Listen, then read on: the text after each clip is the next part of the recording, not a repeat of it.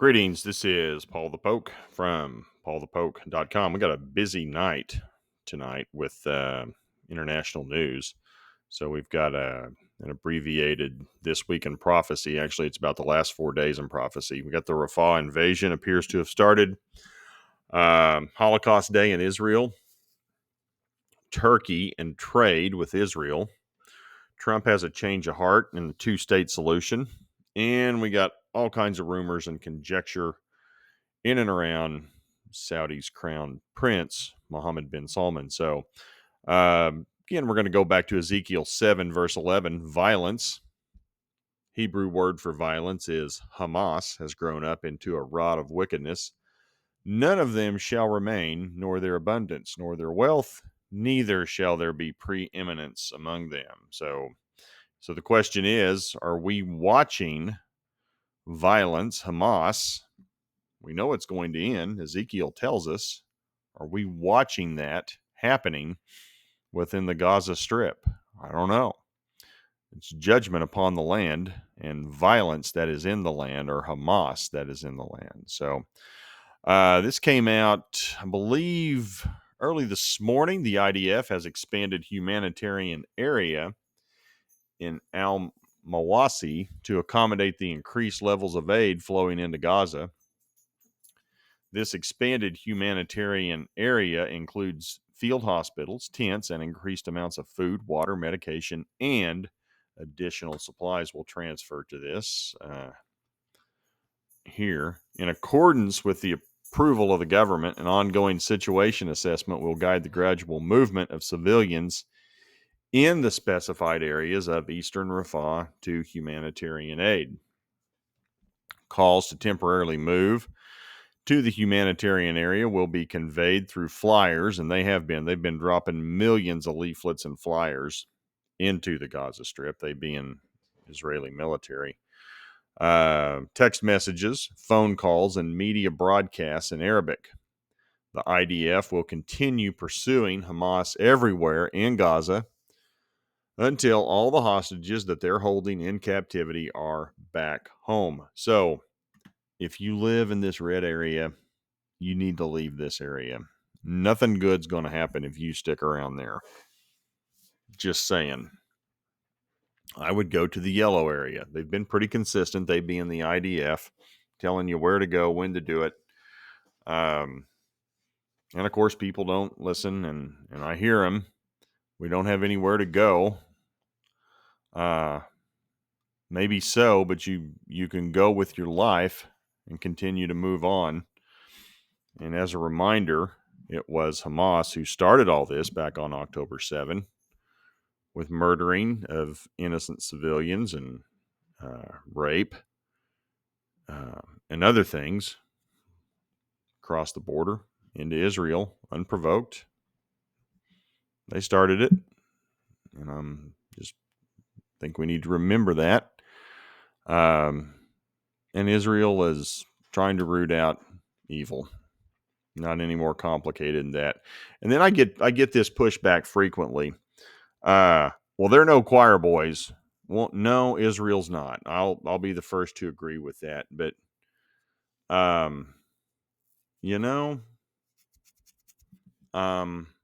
not going around raping people that I'm aware of. Broadcasting it, putting it on social media. And yeah, they probably have got a little edge to them because of the Holocaust. I get it. God's chosen people. He chose them. It is what it is. And it would appear it has begun. This was this morning on May the 6th.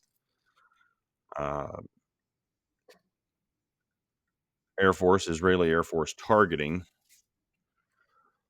some places inside Rafah in the south. Now, all kinds of stuff flying around out there. Hamas says, of course, as soon as the bombs start flying, Hamas decides we're going to agree to the ceasefire brokered by the Egyptians and Qatar. Now, Israel says the terms of the plan were not reached, and Israel is moving ahead with their military plans in Rafah. Now, this didn't catch any, and I probably should have put this up. That's on me. Had a little summit with all these Arab countries as to who would be willing to take refugees from Palestine, from Hamas. Nobody volunteered. Nobody volunteered. Now we got Biden, the Biden administration, saying we'll take some refugees from the Gaza Strip. It's like, we really think that's a good idea. I mean, their own neighbors won't take them, and it's because these people are, they're troublemakers. Um, just calling it for what it is. Um, Israel is moving forward, and they are as we speak. Now, this was from a couple of days ago on Holocaust Remembrance Day. Now, I have the comments here from Avi Hyman, and he is an Israeli government spokesman. He tweeted this out or zeeted it or whatever Elon wants to call it. And here's the transcribed. It's about a minute. And for those of you who want to listen to Netanyahu give the speech, here are the words of what he's going to talk about. My understanding is the speech started out in Hebrew, speaking to his nation, and then he decided to speak to the world and switch to English. 80 years ago in the Holocaust, the Jewish people were totally defenseless against those who sought our destruction. No nation came to our aid.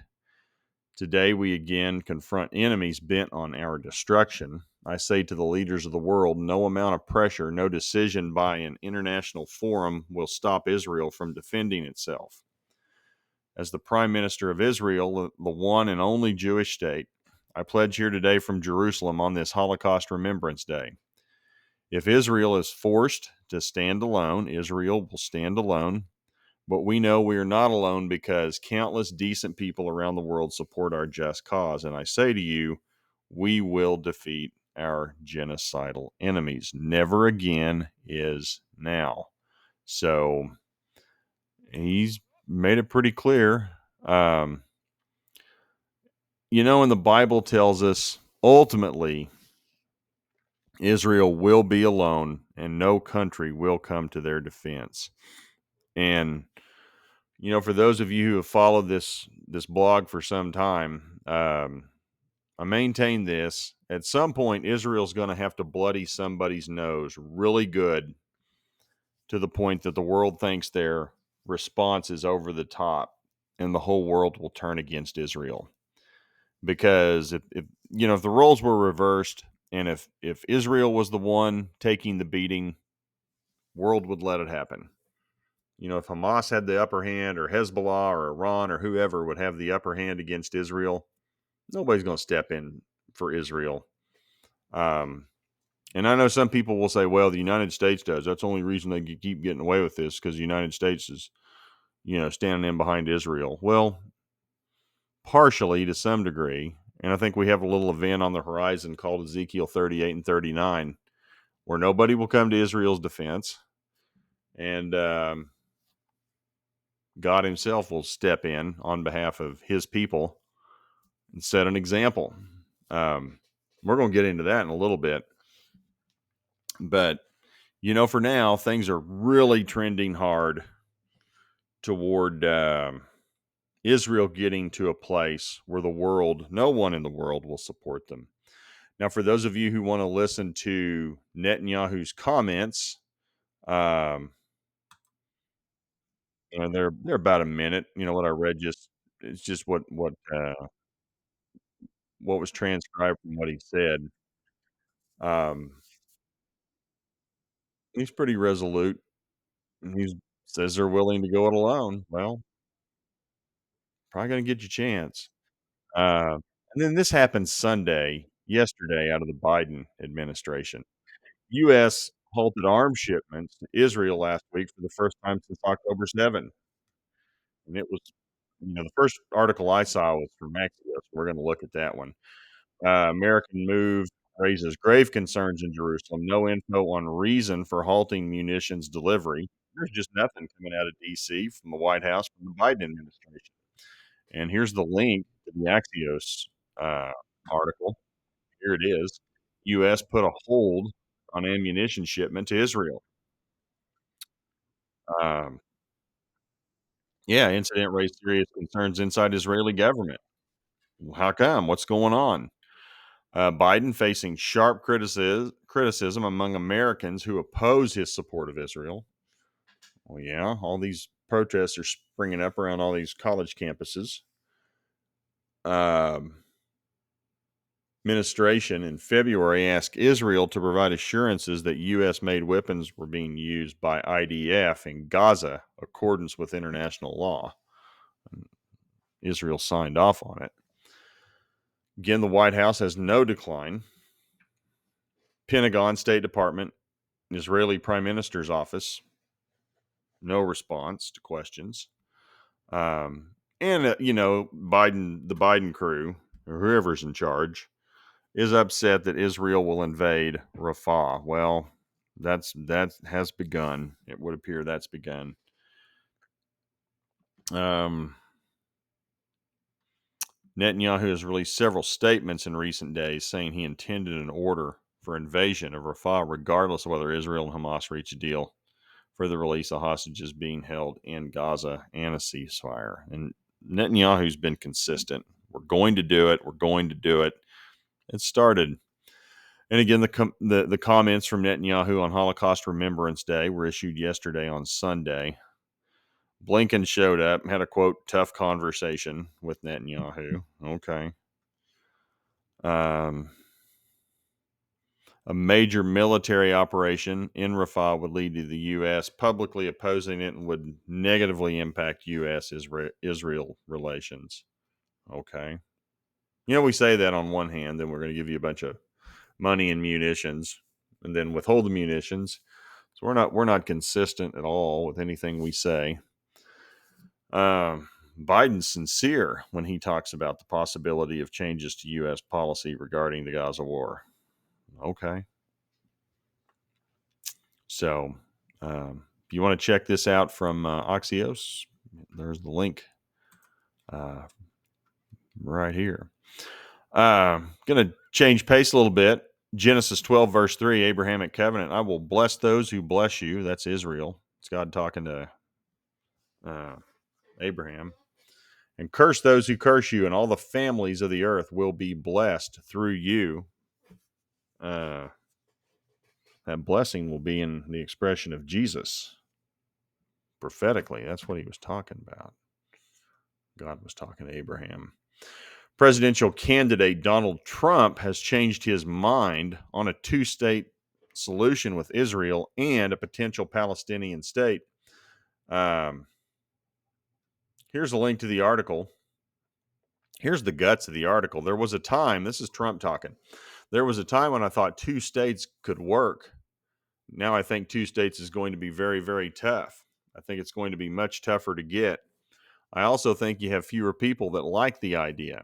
You had a lot of people that liked the idea 4 years ago. Today, you have far fewer people that like that idea. Children grow up and they're taught to hate Jewish people at a level that nobody thought was possible. And I had a friend, a very good friend, Sheldon Adelson, who felt that it was impossible to make a deal because the level of hatred was so great. And I think it was much more so on one side than the other. But the level of hatred of Jewish people was so great and taught from the time they were in kindergarten and before. And I think that was, the bulk of this comes from an article or from an interview that Time Magazine had with Trump. Here are the quotes right here. And he goes on to say that, Adelson so far, he hasn't been wrong.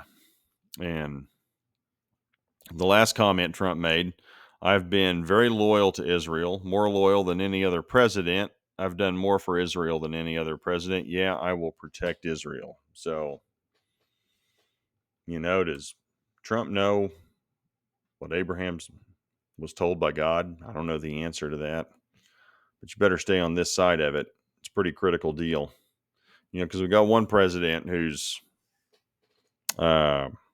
cursing Israel, not exactly being friendly. And then you have a potential candidate and a former president and President Trump who's going to support him. So Interesting. Of course, that's just it. Our nation's divided. So,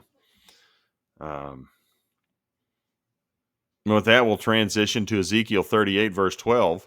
In order to seize the spoil, carry off the plunder, to turn a hand against the desolate places now inhabited, and against a people gathered from the nations who have acquired livestock and possessions and who lived at the center of the land. So this is the hook in the jaw of Gog, of Magog, and it's economic bait.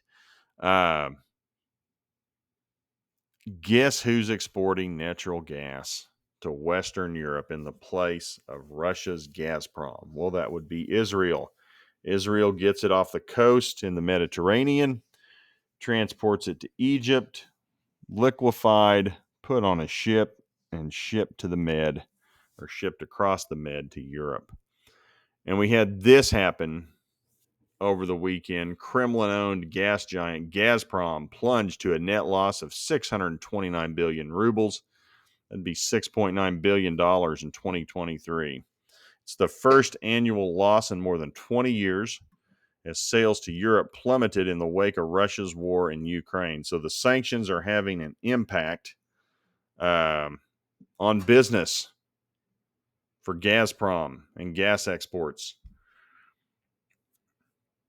And so how long is Russia going to take the economic hit because of sanctions applied from the West?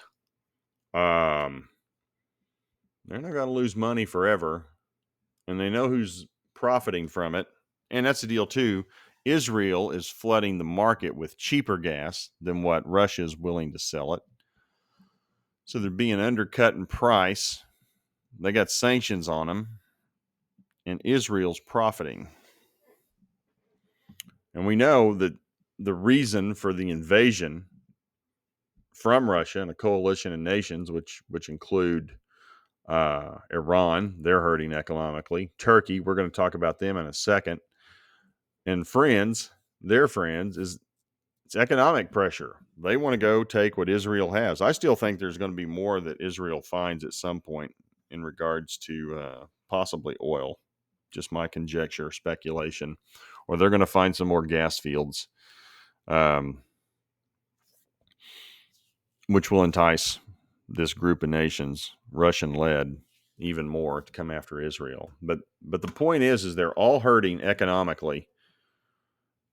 Otherwise, why would they come to take all this stuff that's in this little Jewish state about the size of New Jersey? Here's the article from CNN. No, I don't want a nightcap. That's great. There we go. Russia's Gazprom first annual loss in 20 years as sales to Europe collapse. And that's about the guts of it. A little bit of history going back to the early 2000s, late 90s. Company Gazprom is headquartered in St. Petersburg now. Natural gas supplies to Europe plummeted 55.6% last year. Took a pretty good hit. Then we shift to Turkey. Erdogan made this decision. That's it. We're suspending all trade with Israel, effectively, immediately, over the humanitarian crisis caused by Tel Aviv and Gaza. The Turkish Trade Ministry announced on Thursday. So that would have been, 4 or 5 days ago. And that economy's not in good shape to begin with. And we'll take a look at this. There's my man. He's looking good, isn't he? Erdogan's looking good in the sunglasses. Ankara says it will stop exports and imports with Israel until it allows uninterrupted humanitarian aid into Gaza. Well, they're letting aid into Gaza. Those people are, going after semis full of supplies. Nobody wants to go in there because of what the people are doing. Turkey will strictly and decisively implement these new measures until the Israeli government, I've read that, allows an uninterrupted and sufficient flow of humanitarian aid into Gaza. Israel says Erdogan's behaving like a dictator. Okay. And Erdogan and Turkey's running a huge deficit. And the one country that they had a, positive exports and imports with was Israel. So cutting their nose off in spite of their face. And I'm sure they'll say this is about principle. Okay. So things are not going well with Erdogan in Turkey. And, their economy, their lira continue to tank. Again, we go back to, well, why does Russia and Turkey and Iran want to invade Israel at some point in the future, according to Ezekiel? Economic reasons. They're all hurting. Iran's currency's never been worth less. It's just becoming more and more worthless with every single day. So, and we're going to close again. Another member of Ezekiel 38, ancient Sheba and Dedan. That'd be modern day Saudi Arabia. We've got all kinds of wild stories coming out of there tonight. And this is out of the BRICS news just in. Reports of Saudi Arabia's crown prince Mohammed bin Salman surviving an assassination attempt are unconfirmed. We are unable to verify the information at this time. Well, that's pretty accurate.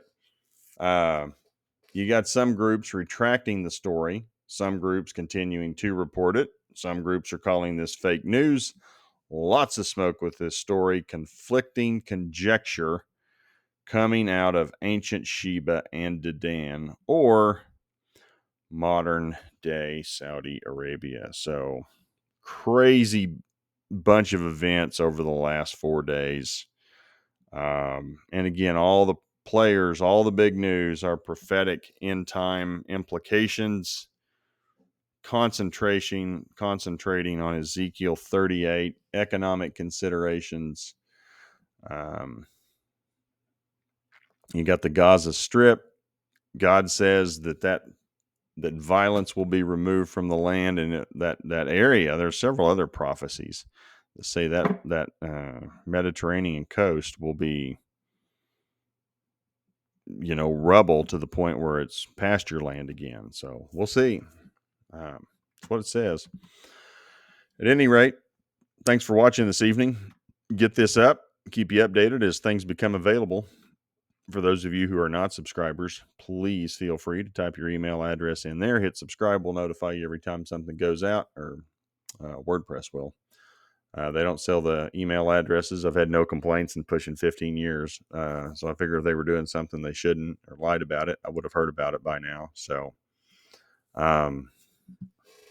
there's that. And this will be under the categories of Ezekiel 38, 39, prophecy, Saudi Arabia, Sheba, Dedan, and